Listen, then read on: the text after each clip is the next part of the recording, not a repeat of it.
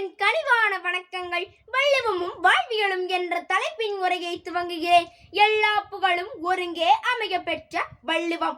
உயிரினத்தின் உச்சிகள் வாழும் இன்றைய மனிதனை அவனது வாழ்க்கையை பகுத்து நோக்கி அறம், பொருள், இன்பம் ஆகிய முதன்மை பயனை அறிய வைத்து பயனுடைய வாழ்க்கை வாழ வள்ளுவம் வழிகாட்டுகிறது.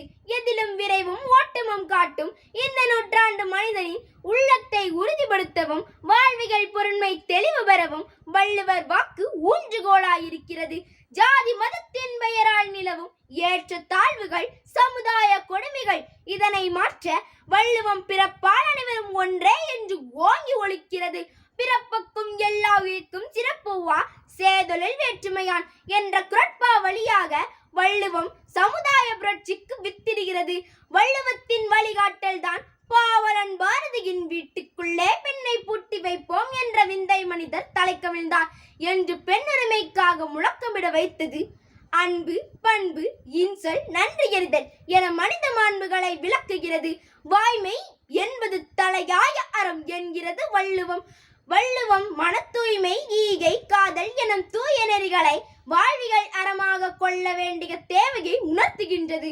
வள்ளுவம் இலக்கணம் என்ற நிலையில் இருந்து விடாமல் வாழ்வியல் கூறுகளை பிரதிபலிப்பதாக உள்ளது. வள்ளுவம் தான் தோன்றிய காலத்தோடு இருந்து விடாமல் இந்த நூற்றாண்டு மனிதனுக்கு வாழச் சொல்லிக் கொடுக்கிறது.